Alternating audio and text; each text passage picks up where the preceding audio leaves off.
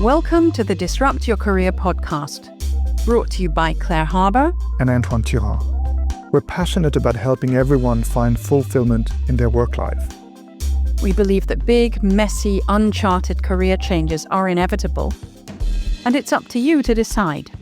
Will you take control and disrupt, or allow yourself to be disrupted? We wrote the book about it, and now we share here our conversations with other thinkers in this crucial area. Settle down and get ready to listen to this dose of wisdom.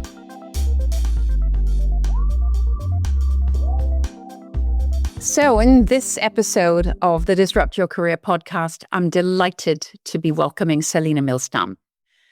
She is a global HR and leadership executive with extensive experience shaping talent, culture, and inclusion in organizations such as Ericsson, Nike, and Mercer.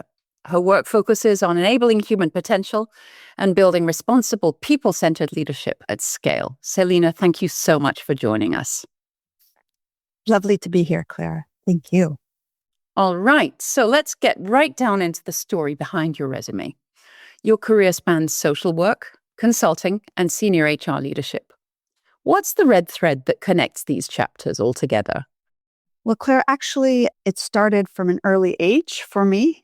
I had a father who suffered severe depression and mental health issues, and it really inspired a deep curiosity around the human condition and why people behave in the way that they behave.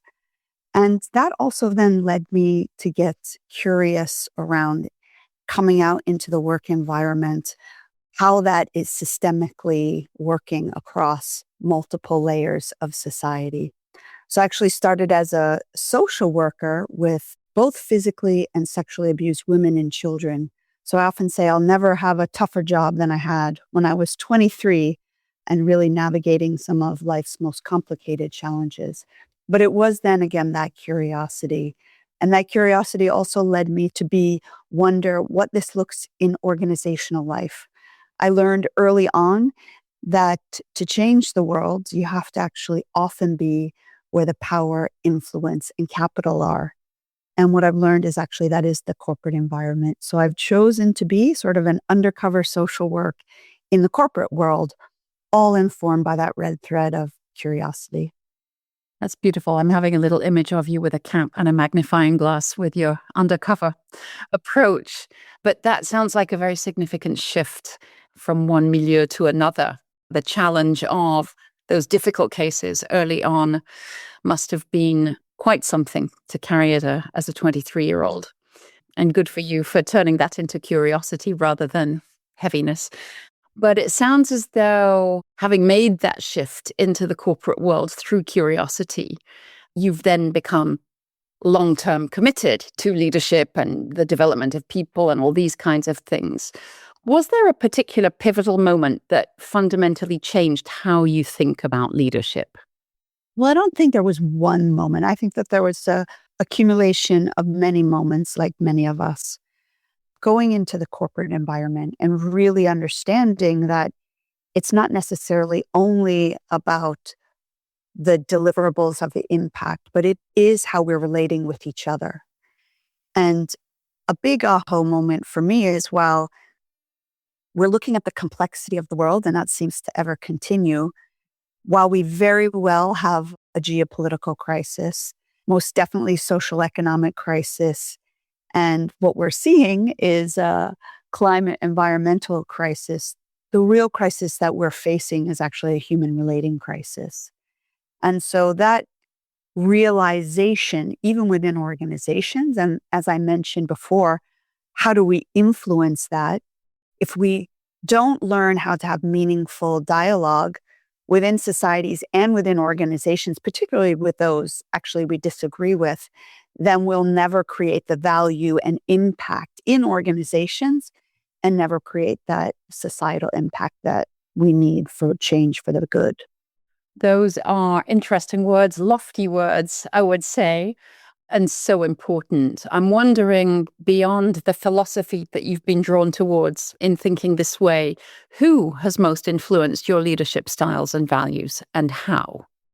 I've been very fortunate to have beautiful mentors, excellent bosses and equally blessed to have less skilled bosses, if you will. And I think How diplomatically put. having having that filter of what can I learn from this situation, which isn't always easy in the moment. I mean, we've all always had difficult situations where I feel like, oh, not one more day. But I think at the heart of it, I do believe that people actually come to work with the intention to do well, to help others, and to create value. I have had the opportunity to have a robust education where I got to read the likes of Viktor Frankl and Ralph Stacey and Margaret Mead and really learn from them, and even Jacqueline Novogratz of Acumen Fund, who are out there, strong leadership capability and really thinking deeply about how this ecosystem of the world works, and therefore how that informs how we interact with each other on a daily basis in both organizations and society. That's a large range of influences and ideas, but Indeed. really, really interesting. Just thinking about this, you've alluded to the beginnings of ideas around inclusion and trust and well-being, how to be well while working. And obviously, that's a focus of yours with the work you do for others. But what about you personally? How do you personally balance perform demands with your own well-being and inclusion? Discipline is a key word.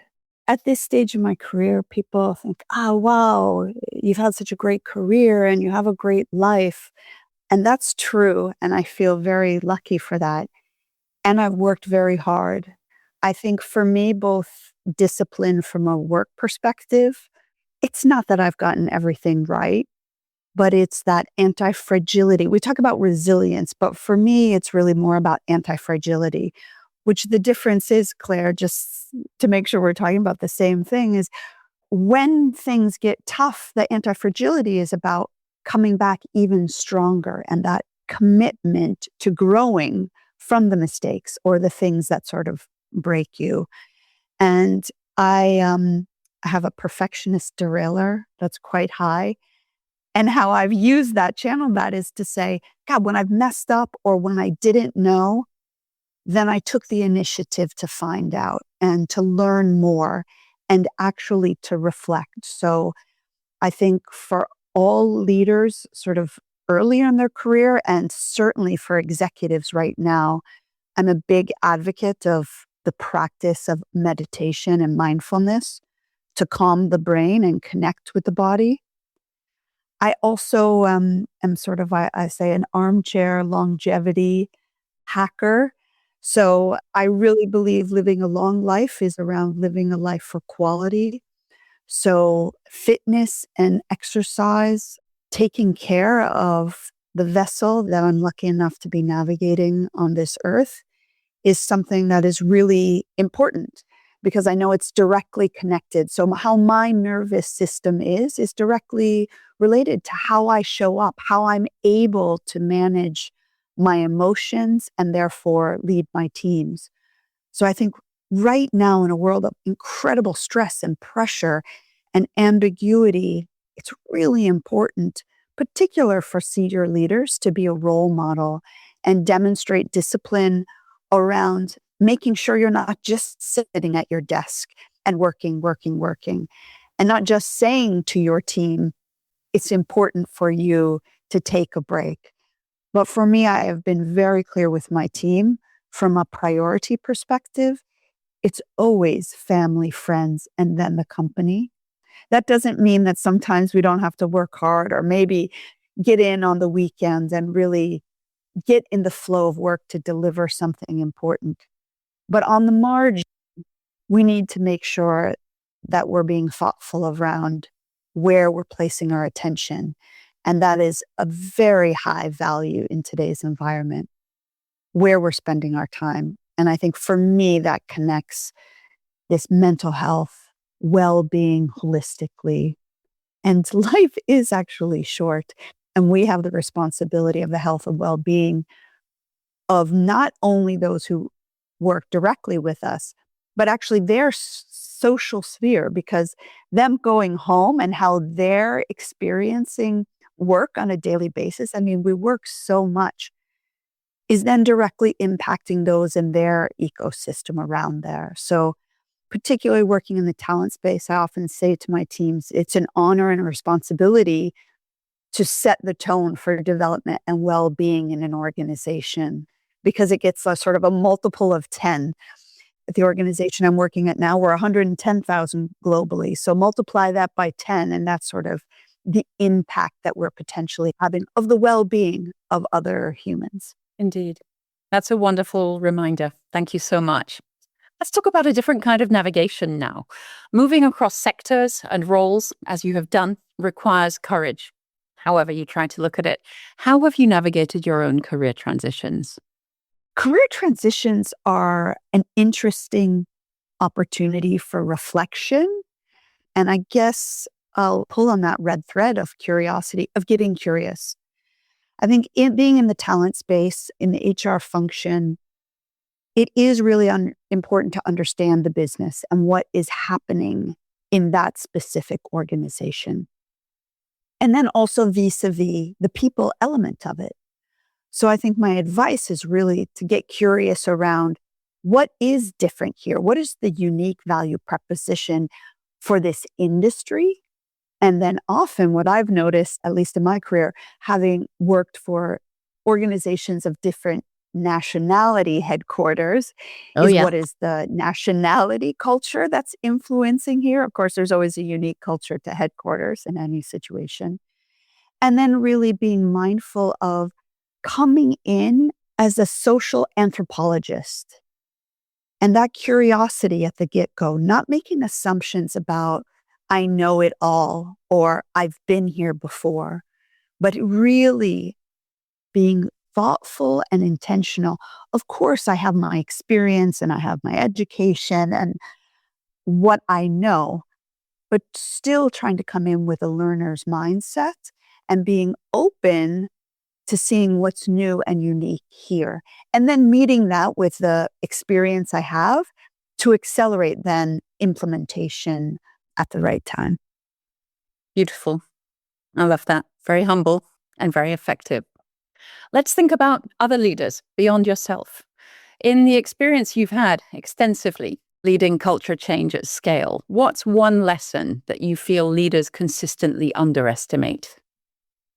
This one I'm super clear about. In all my experience with change, people do not need to agree. We get preoccupied with convincing people. What people need to understand is what has informed the decisions that are being made. And then they can make their own rational conclusion based on that decision to change their mind, get on board, or disagree and commit, or say, totally respect the logic here. It's not the place for me. And then make a decision around embarking on a new adventure in perhaps a different organization. So for me, that key is around transparency and to be vigilant about that transparency, which means expressing and articulating when you can't share answers, because sometimes there are legal or compliance reasons that make it so we as senior leaders can't communicate some information. But just communicating that is building up trust and credibility within the organization. What we know about the human condition, we know more and more about neuroscience. The brain is a fascinating place. And in lieu of information, it makes stuff up. So the more that we can do to be transparent and share information, the higher chance of being able to execute change with scale and speed. Excellent. I love the strength of that feeling in you. Wonderful. Let's talk about inclusion. What systemic barriers to inclusion still concern you the most today?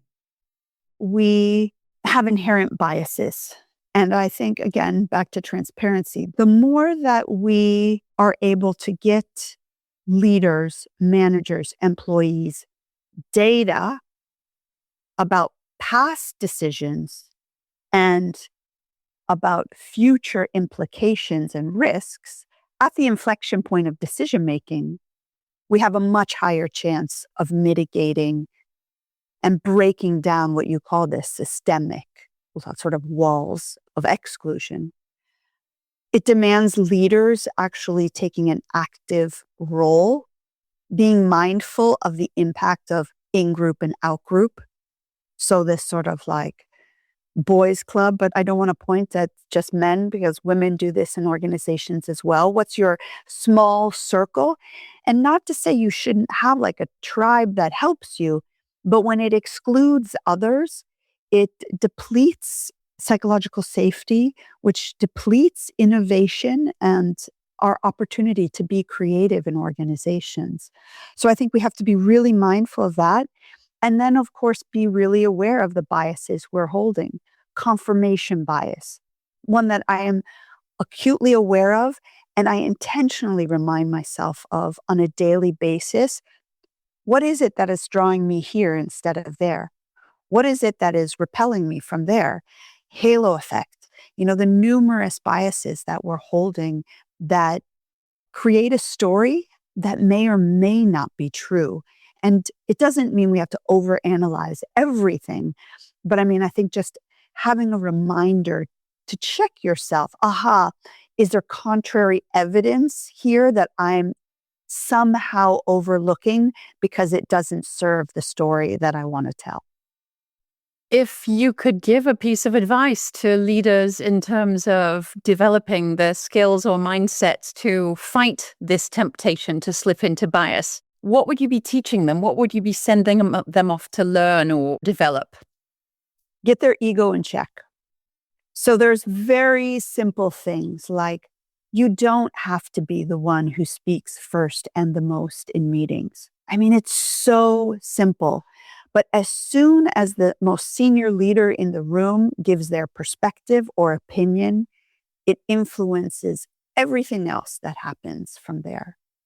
Now, from my perspective, sometimes the role of the leader is to contradict the team and bring in insight and knowledge that perhaps isn't immediately available. And maybe after hearing all of the opinions, they still want to take a different decision. But giving your opinion first and being vocal about it squashes often the genuine dialogue and honest perspectives. It's just been my experience. And I think, that you don't have to train too hard. It's like a simple thing that senior leaders can do to actually hear what's in the room and have then a better outcome based on the collective intelligence and information that's present where you are. You say it's simple. It's not easy. No. Building that habit is not easy. It's a very simple thing, but wow. There are many leaders who are not yet mastering it, that's for sure. But thank you for the reminder that some of these steps, if one applies oneself, are simple. Let's talk about legacy. At this stage of your career, what does legacy mean to you? Legacy is certainly not about fame. It's really, I think, about capability transfer. I think it goes to the heart of my purpose practice that I've had for at least 15 years. I've been very lucky in my journey. Again, I've mentioned before, to have mentors and other senior colleagues to believe in me before I believed in myself, which opened up huge opportunity for me. And for me, my legacy is about passing that on. My purpose is to help others to get to the top of their tree so they can enjoy their view. And I say that, and every time I say it, I have actually a physical reaction of connection to that genuine feeling of, for my team to perform at a better level is vastly more satisfying than me performing at a better level. So my ability and my opportunity now as a senior leader to remove hurdles, to actually practice what I'm preaching about prioritization of family, friends, and work, to be a role model and demonstrating good habits and discipline around physical health and mental health. That's the legacy that I feel is meaningful to me. It is also, though, this element of, while I've worked hard to be braver and clearer and more intentional around my interactions, I'm certainly not perfect. I make mistakes all the time. And that's also part of the legacy in terms of that vulnerability and making sure that it's a safe space. We learn when we make mistakes, and they make us grow and learn more, hopefully. I often say that it's really important to know what you stand for. Equally, and at times more important, is what you don't stand for. And particularly when things get tough, whom you stand with. And my hope is that those elements of wisdom that I've gained through amazing experiences, both positive and challenging, are something that I pass on. Thank you. I'm wondering how you're bringing your curiosity to life and work at this point. What questions and themes are still floating around actively in your head and making you push forward even further? I think this is an incredible, exciting time. With generative AI coming on the scene, we are being challenged to completely reimagine how we interact with each other, how we assess performance, how we work, how we use and leverage generative AI, yes, to create greater impact and value for organizations, but also create better working conditions for people in these organizations. So I'm vastly curious around the opportunity that we have and how we take advantage of it. Yes, I think we need to be thoughtful and mindful of the implications and the risks, and then leverage and augment the opportunities. So I think that that's like this whole new space that has opened up that's really curious and interesting for me. And then connecting with my, over the past years, more interest around longevity. And the more we know about behavioral science and neuroscience, and as I mentioned before, what's happening in the brain and what's happening in the nervous system, and how that impacts us as leaders, as colleagues, as human beings, that gets me really excited about how do we do this in a better way in corporations. I said earlier that, we spend so much time at work. I really believe as senior leaders, it's our responsibility to make that a better experience for the employees in our organization and for our partners and customers and all the humans. And I'm a huge advocate, as I've mentioned now, on agentic AI and how that's going to influence and how robots are going to move in and probably take my job. But for the time being, we're just humans working with humans. And the importance of leveraging technology to drive change with scale and speed, and be very humble and mindful of the human condition, is really exciting to me. So I'm thinking about all the processes that we design and develop and deliver in organizations. I have 3 filters for my team that we always have to put anything we're designing, developing, or delivering through, and it needs to be simple. We're in a complex world where ambiguity is high. Things need to be simple to get things done quickly. Scientific. So while I very much honor the experience that I have, I demand that we look at the research. I've mentioned also the behavioral science and neuroscience, but also what is the research telling us about human conditions and what is contradictory to our assumptions. So let's look at the research and build processes and ways of working that are based on research and not gut feel. And finally, human. So again, what I said, we're not robots quite yet. So that eye to eye, human to human, simple, scientific, and human. Beautiful. Let's take a step way back and go back to right at the beginning of her career. If you could speak to her and give her 1 or 2 sentences of guidance, what would you say? There is something about not confusing external validation with internal alignment. I was very lucky early on to have beautiful mentors who really guided me and believed in me. But I also came across people who were negative and naysayers and questioned.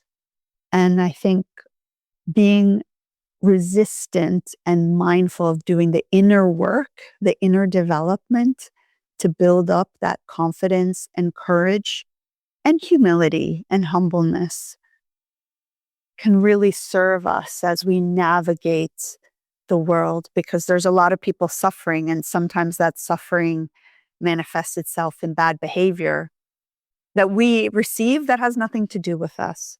So I think I would say be more mindful of my own internal compass, remain appreciative along the journey, and be confident in myself. Wise words. I think we've come in a beautiful full circle. Thank you so much for joining me and sharing these pearls of wisdom. Thank you for showing up in your beautiful Chinese New Year red. Just thank you for being here. Thank you, Claire. It's lovely to talk with you. We hope you enjoyed hearing from this month's guest as much as we did. Do go and check out our work on disrupt-your-career.com and come back soon. Thank you.